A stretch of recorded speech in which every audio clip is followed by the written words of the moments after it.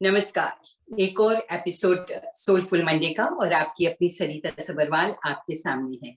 उम्मीद करती हूँ जहां भी हैं आप खुश हैं, खैरियत से हैं और जिंदगी को एंजॉय कर रहे हैं। हमेशा ये दुआ, ये प्रार्थना आप सबके लिए करती हूँ कि आप हमेशा सकुशल रहें, हमेशा पॉजिटिव एनर्जी को लेकर चलें। और हमारे साथ इस प्रोग्राम में कोई ना कोई स्पिरिचुअल लीडर होते हैं, जैसे डॉक्टर तानाजी आचार्य जी के साथ मैंने बहुत से शोज किए हैं, लेकिन आज जो महान हस्ती मेरे साथ हैं, स्वामी चैतन्य कीर्ति जी, इनसे मैं पहली दफा आपकी मुलाकात कराने जा रही हूँ। He is the spokes person of Osho world foundation and editor of Osho world monthly Hindi magazine publish from new Delhi. He is the author of 3 books on Osho, Allah to Zen, The Osho Way in Romance with Life, and Osho Fragrance. Chaitanya Kirti ji regularly contributes articles on meditations and other subjects to several newspapers and magazines, and he conducts meditation camps in different parts of world.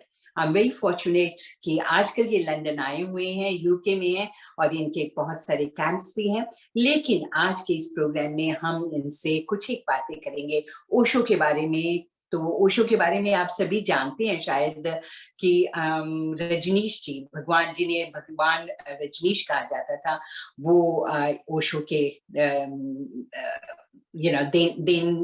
दाता थे, we can say कि उन्होंने शुरू किया था। And his view as बहुत controversial भी रहते उनके व्यूज, एंड उनका रिलीजन के प्रति एक अलग सा नजरिया था। और he was the leader of जैसे मैंने कहा कि ओशो के लीडर थे, मिस्टिक गुरु कहा गया। He rejected institutional regional religions. Rajneesh emphasizes on importance of free thought, meditation, mindfulness, love, celebration, courage, creativity and humor.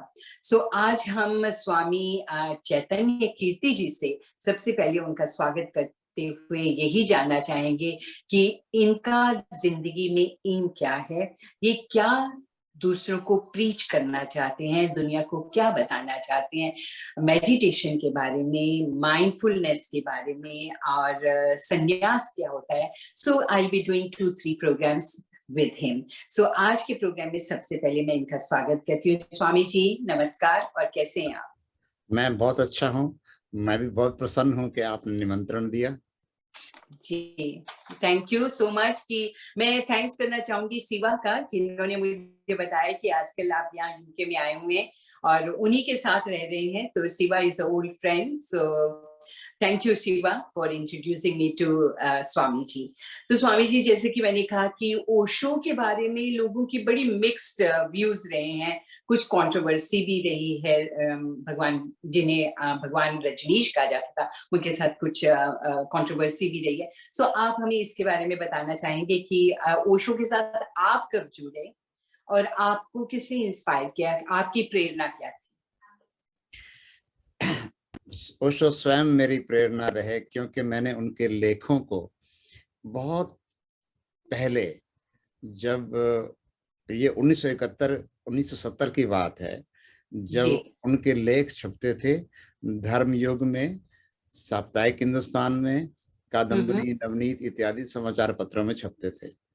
और वहां से मुझे उनके बारे में पता लगा। उनके लेख, जो सबसे पहला लेख मैंने उनका पढ़ा था, कभी आज भी मुझे याद है, वो था क्या मनुष्य एक यंत्र है। और मैं समझता था कि आध्यात्मिकता में इन बातों का नहीं होता लेख, कोई ना कोई वो जो ट्रेडिशनल बातें होती हैं वही होता था।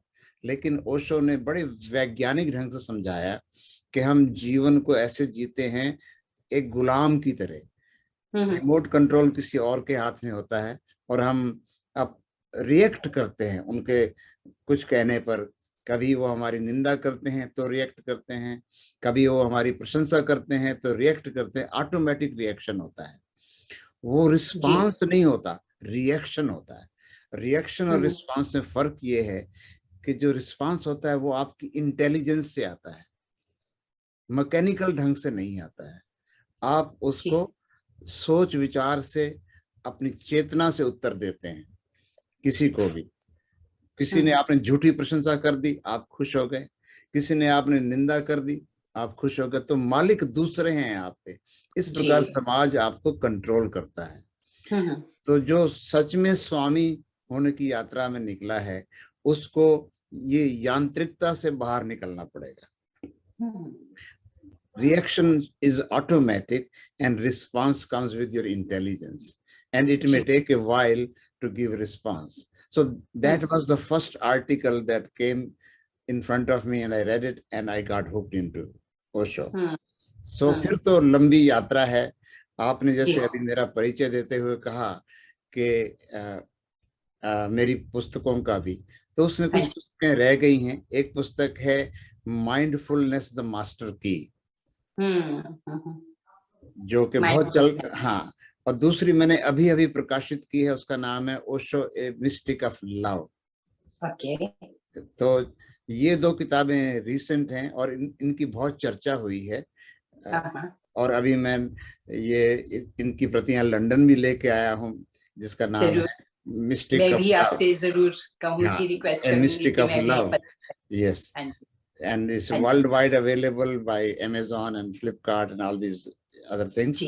So ये जो ओशो की जो मूल देशना है, मूल शिक्षा है, जैसे आपने कहा ना कि क्या प्रीच करते हैं, and Osho would change that word from preaching or teaching to awakening. He said, I have come not to teach, not to preach, but to awaken. Awaken what? Your consciousness. हम लोग जो हैं mind में जीते हैं, विचारों में जीते हैं, कल्पनाओं में जीते हैं, और सारा समय उन्हीं में ग्रस्त रहते हैं। फ्यूचर की सोच रहे होते हैं, पास्ट की कल्पना, पास्ट में क्या क्या हुआ उन विचारों में खोए रहते हैं। तो हम वर्तमान के इस अमूल्य क्षण को इग्नोर करते हैं। हाँ, उसमें हम प्रेजेंट नहीं होते हैं, उपस्थित नहीं होते हैं उसमें। तो ओशो कहते हैं, be in the moment, whatever you are doing this moment, be total in it, then there is no future, there is no past. तो ये ध्यान की एक तरह से पहला सूत्र है कि B in the moment, then you can transcend your mind, and mind is what? All kinds of thoughts, imaginations, past, present, जो वासनाएं पूरी नहीं हुई हैं, जो महत्वाकांक्षाएं पूरी नहीं हुई हैं, उन्हें करना है, उसमें हम उलझे हुए इस क्षण को भूल जाते हैं। तो being in the moment is the meditation. When you are, like if you are looking at a flower, then you are with the flower. तुलना नहीं करने लगते कि पहले जो मैंने फूल देखा था वो ऐसा था, ये था, वो था, तो हम फिर कल्पनाओं में खो जाते हैं, इस मोमेंट को छोड़ देते हैं। जी। जैसे मैं आपसे बात कर रहा हूं, तो मैं आपसे ही बात कर रहा हूं, कहीं और नहीं हूं। ये ध्यान है, ये ध्यान है। Being attentive of even your unattentiveness, inattentiveness also is meditation. Witnessing this moment in its entirety, तब आप ध्यान में हो गए। तो ध्यान 24 घंटे हो सकता है।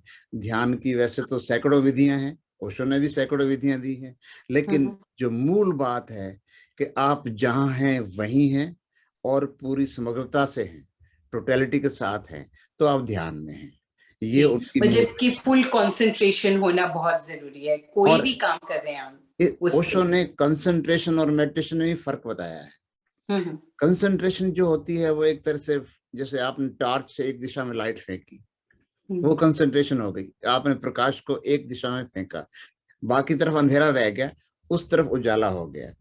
मेडिटेशन जो है वो चारों ओर जो भी आपके घटित हो रहा है, जैसे आप बैठी हैं, अगर आपके कमरे में पंखा चल रहा है, कोई चिड़िया चहक रही है, कुछ संगीत चल रहा है आसपास, कुछ भी हो रहा है, सूरज की किरणें आ रही हैं, आप इस पूरे सीन के प्रति जागृत हैं, तब ध्यान है।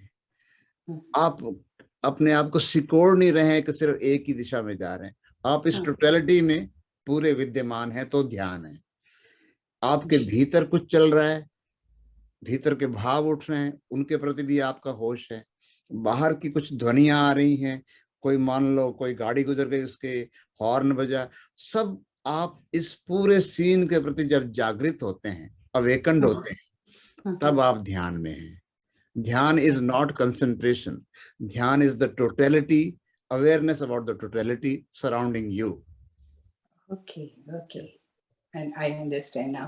So अब आज का हमने टॉपिक चुना है माइंड एंड मेडिटेशन. Yes. तो सबसे पहले तो माइंड, अपने मन को किस तरह से एकाग्रित किया जाए, मन को किस तरह से हम फोकस कर सकते हैं मेडिटेशन की तरफ. What is mind, what is meditation?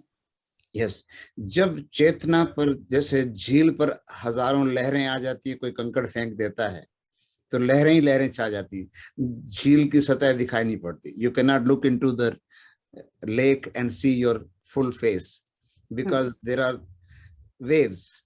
तो खंडित हो गया, दर्पण में खंडित हो गए. ये विचार हैं, ये मन है. और जब चेतना बिखरी बिखरी होती है लहरों में, वासनाओं में, विचारों में, भावों में, तब आप मन में हैं. लेकिन जब ये सब लहरें शांत हो गई, सब स्थिर हो गया, सब कुछ ठहर गया, तब आप अपनी पूरी आकृति देख सकते हैं उसमें. वो चेतना की स्थित प्रज्ञा अवस्था है. एकदम झील जैसी हो गई, दर्पण जैसी हो गई.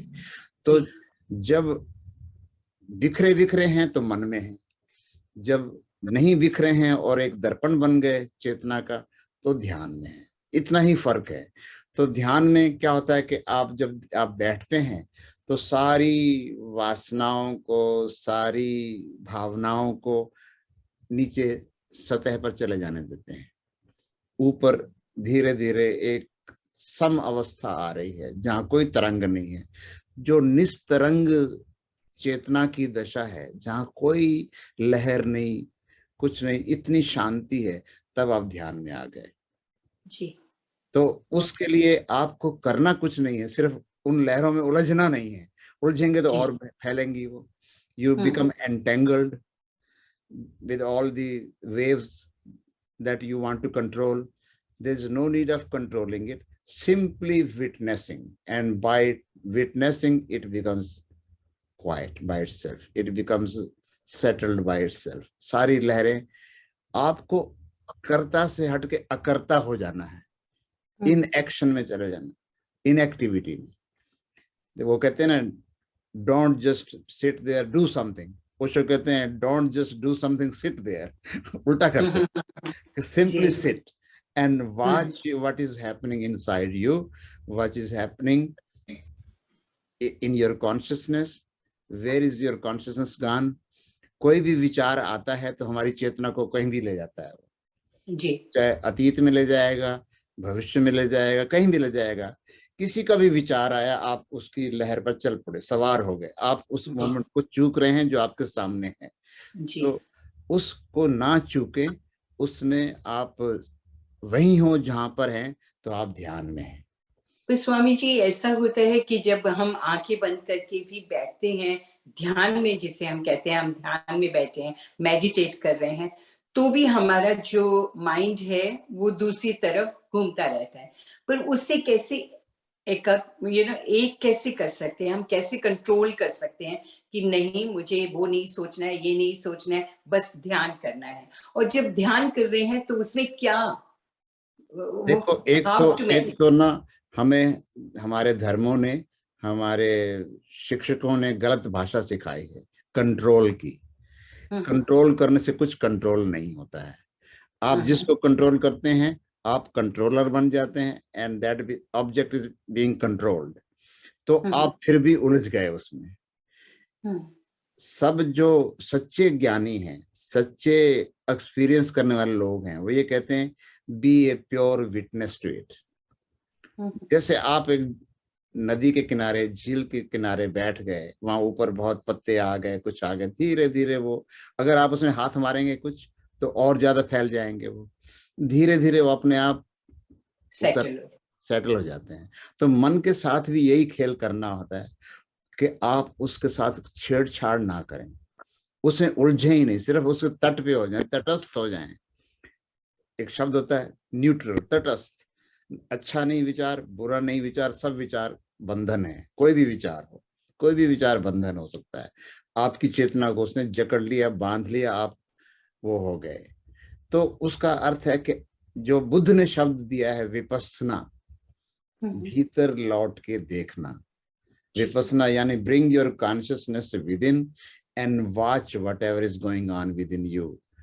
और उसको और आसान करने के लिए उन्होंने पहले कहा कि आप अपनी चेतना को सांस पर ले आए। सांस आप चला नहीं रहे, अपने आप चल रही है।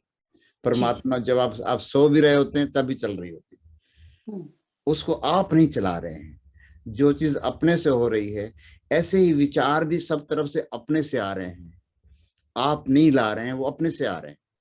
तो पहले आप अपनी चेतना को अपने श्वास की माला से जोड़ दें कि श्वास भीतर गई, आप देख रहे हैं, श्वास बाहर आई, आप उसे देख रहे हैं, आप श्वास से जुड़ गए, सांस की माला जपना शुरू कर दिया। आप पहले श्वास में नाक के माध्यम से नासापुटों को स्पर्श किया, भीतर गई, नाभि तक गई और फिर वापस लौटी। आप उसके आने जाने को देख रहे हैं, तो आपकी विपස්සना हो रही है। ये तल है शरीर का पहला तल, first layer. Then second layer is of your thoughts. आप बैठे हैं, कोई विचार आया, उसको भी आपने ऑब्जर्व किया, देखा, लेकिन डिस्टेंस बनती गई धीरे धीरे, क्योंकि आप वो विचार नहीं है, वो कहते हैं ना, मैं विचार हूं किसी और का, मुझे सोचता कोई और है, मैं ख्याल हूं किसी और का, मुझे सोचता कोई और है। मतलब वो कहीं ना कहीं से ब्रॉडकास्ट हो ही रहे हैं चारों तरफ।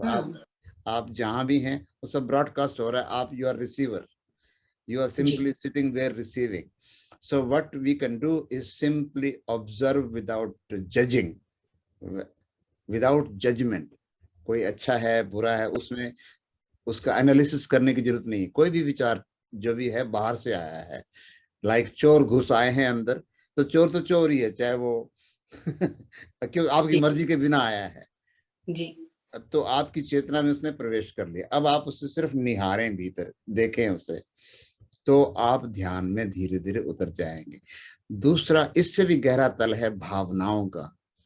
वो भावनाएं जो होती हैं, इमोशंस, सेंटिमेंट्स, विचार आते हैं तो साथ में भावनाएं साथ में लगी हुई आती है कि वो व्यक्ति कैसा था, उसने मेरे साथ क्या किया था, उसके प्रति क्रोध आएगा, उसके प्रति जेलसी आएगी, उसके प्रति घृणा आएगी, कुछ भी आएगा। वो और भी गहरा है मनुष्य के भीतर। विचार भी ऊपर ऊपर है, श्वास भी थोड़ी ऊपर है, लेकिन वो जो भावनाएं हैं और ज्यादा गहरी। तो जब आपने पहली लेयर पर अपना अनुशासन पूरा कर लिया, ऑब्जर्वेशन आपकी शुरू हो गई, ऐसे then you do observation of second layer of thoughts, then the third layer of your emotions and deep feelings about something or the other. So धीरे धीरे you become a witness to all three layers. You become चौथी stage पर आप आ गए। और चौथी stage को उपनिषद की भाषा में बोलते हैं तुरीय अवस्था, तुरीय द फोर्थ, कि you are neither this nor that, you are neither thought nor your breath nor your feelings. You are beyond all that, and when you attain to that beyondness, then you are in meditation. So ये meditation जो है, ध्यान जो करना है, वो आंखें बंद करके करना चाहिए, आंखें खोल कर करना चाहिए? शुरू से तो आंखें बंद करके करना चाहिए जी, क्योंकि नहीं तो आंखों के माध्यम से बहुत ऊर्जा बाहर जा रही होती है। कोई भी ऑब्जेक्ट हमें आकर्षित करता है, कोई भी आपके सामने से गुजर जाएगा, आप उसके बारे में सोचना शुरू कर देंगे, और इस सोच विचार से तो मुक्त होना है। तो पहला काम तो है बंद आंखों से ध्यान अनुभव करना। फिर ध्यान की ऐसी स्टेज आ सकती है कि आपकी आंखें खुली भी हों तो कोई फर्क नहीं पड़ता, अंततः तो आंखें खुली रखनी ही है। पर शुरू में प्रक्रिया जो है, प्रारंभिक जो उसका चरण है, वो ये है कि आंख बंद रखें। एक ध्यान है, आपको मैं इसी माध्यम से बता दूं, उसको कहते हैं नासाग्र ध्यान, tip of the nose, looking at the tip of your nose, that you do it with your half open eyes. Because you just simply, when you are looking at the tip of the nose, your eyes are not closed fully. Yes, yes. क्योंकि I destroyed. हाँ, Hmm. when your eyes are fully closed, then what happens that thoughts, you start giving attention to your thoughts. जी जी. तो आप बाहर की दुनिया को भूल जाते हैं, अंदर Hmm. जो चल रहा है उसको देखते हैं. पर Hmm. doing this meditation is wonderful. Tip of the nose, looking at the tip of your nose is very beautiful, because you are connected with the inner and outer together. Right. Okay. हाँ, Yeah. तो ना आप बाहर भी नहीं है, भीतर भी नहीं, आप अपने जी. साथ हैं, और आप का फोकस यहाँ टिप ऑफ द नोज पर है. तो आंखें आपकी स्थिर हो जाएंगी. आपने नोटिस किया होगा कि जब भी कोई विचार आता है हमारे भीतर, तो हम पलक झपकते हैं. जी. तो जब पलक झपकते नहीं है, सिर्फ स्थिर रहती हैं पलकें, तब विचार भी आना बंद हो जाते हैं. तो ये एक तरह से और गहरा ध्यान है, पर सबसे पहले ध्यान तो आपको आंख बंद करके ही करना होगा. दैट उसके बाद तैयारी होगी कि आप now I can sit and look at the tip of the nose and gradually meditate. कितनी देर तक मेडिटेशन करना जरूरी है हर इंसान के लिए? मेडिटेशन को कोई बोरिंग विषय नहीं बनाना चाहिए. जी.